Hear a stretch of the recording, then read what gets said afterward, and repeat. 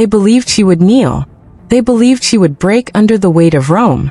But what they didn't understand was that they weren't facing an ordinary woman.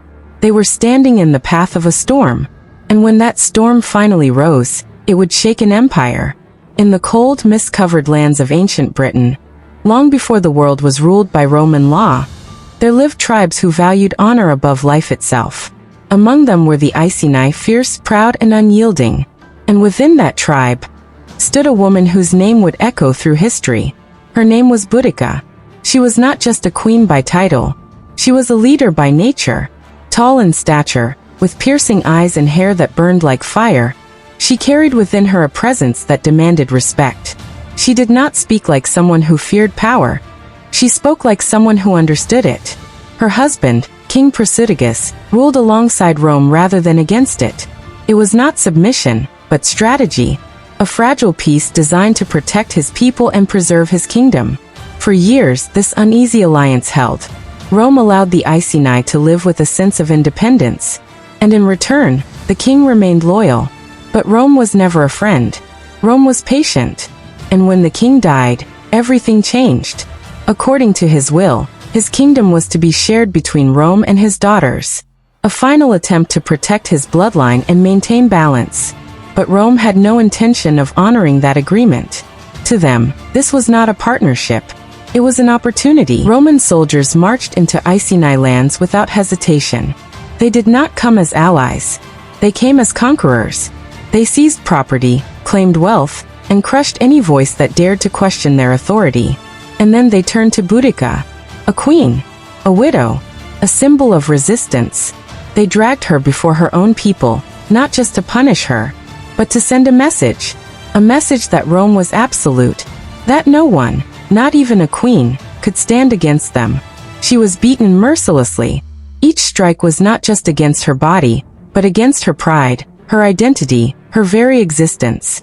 And as if that cruelty was not enough, they inflicted unimaginable suffering upon her daughters.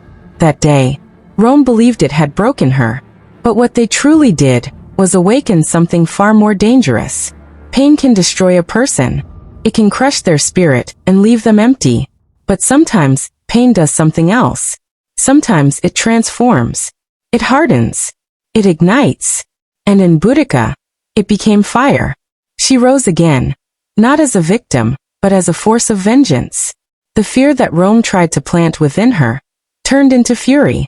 And that fury began to spread. Word traveled quickly across the lands.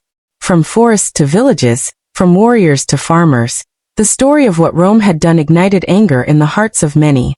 This was no longer just about a queen. This was about freedom. Boudica called upon her people. And they answered. Men who had never held swords stood beside seasoned warriors. Women who had lost everything stood ready to fight. Entire tribes united, not under a crown, but under a cause. And at the center of it all stood Boudica. She no longer looked like a ruler of peace. She looked like the embodiment of war. With fire in her voice, she spoke not as someone seeking sympathy, but as someone demanding justice. "This is our land," she declared. "They think we are weak. They think we will bow. But we will show them what it means to take everything from people who have nothing left to lose." And in that moment, an army was born. Not trained like Rome's legions. Not disciplined in the same way. But driven by something far more powerful. Rage. Purpose. And the unbreakable will to reclaim what was theirs. The rebellion had begun. And Rome had no idea what was coming. The rebellion did not wait. It moved like wildfire. The first target was Camulodunum, a Roman stronghold, a symbol of power, and a reminder of everything that had been taken. To the Romans, it was a place of order and control. But to the Britons, it was a mark of oppression. As Boudica's forces approached, there was no hesitation. No fear. Only purpose. The Roman defenses were not prepared for what was coming. They had underestimated her. They had underestimated all of them. And that mistake would cost them everything. The attack was swift, brutal, relentless. War cries echoed through the streets as Boudica's army stormed the city. Flames rose into the sky, swallowing buildings, turning symbols of Roman pride into ash. The temple that once stood as a monument to Roman authority fell. Camulogianum burned.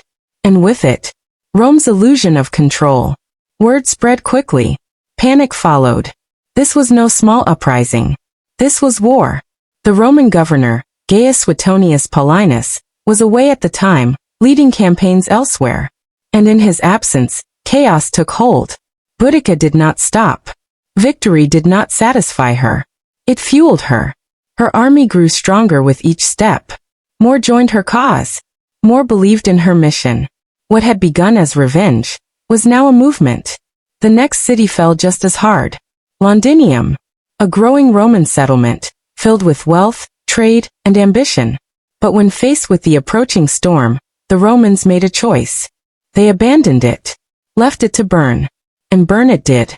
The streets that once thrived with life were reduced to ruins. Smoke filled the sky. The ground was covered in destruction. And once again, Rome was reminded that it was not invincible. But with every victory, something else grew. Confidence. And with confidence came risk. Because Rome was not finished. Far from it.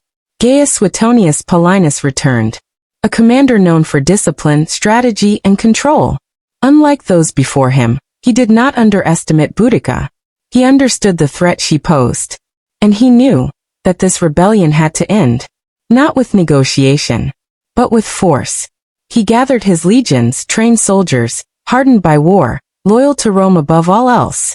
They were fewer in number compared to Boudica's forces, but they had something else.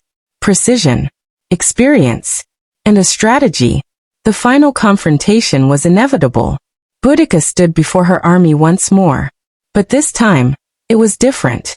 This was not an attack. This was the moment that would decide everything. Victory or destruction. She looked across the faces of her people. Not soldiers, but families. Fighters who had chosen to stand, even when the odds were uncertain. And once again she spoke. Not as a ruler, but as one of them. We do not fight for power, she said. We fight for our lives. For our land. For everything they tried to take from us. Her voice carried strength. Not just in words but in belief. This is where we make our stand. And they believed her. Across the field, the Roman army stood in formation. Shields locked. Lines steady. Every movement calculated. Silence filled the air. Just for a moment. Before everything changed. The battle began. The Britons charged with everything they had. Their numbers were overwhelming. Their energy unstoppable. They fought with passion, with anger, with the kind of force that cannot be trained, only felt. But Rome did not break. Their lines held. Their discipline remained. Step by step, formation by formation, they pushed back. Not with rage, but with control. And that made all the difference. The battlefield turned. What began as a powerful charge, slowly became chaos. Boudica's army, driven by emotion, began to lose structure. And Rome took advantage of every weakness. It was not just a fight anymore. It was survival. The sound of battle filled the air, metal against metal, voices rising, the ground shaking beneath them.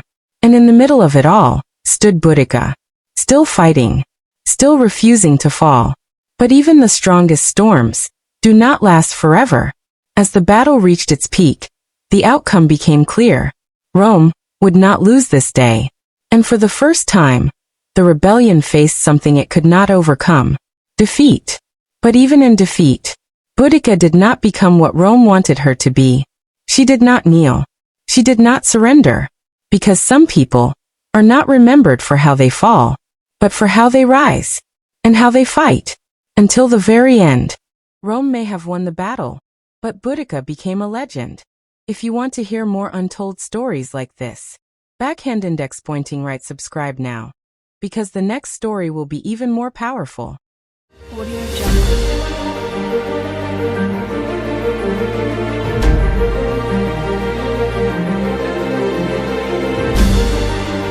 Audio Jungle.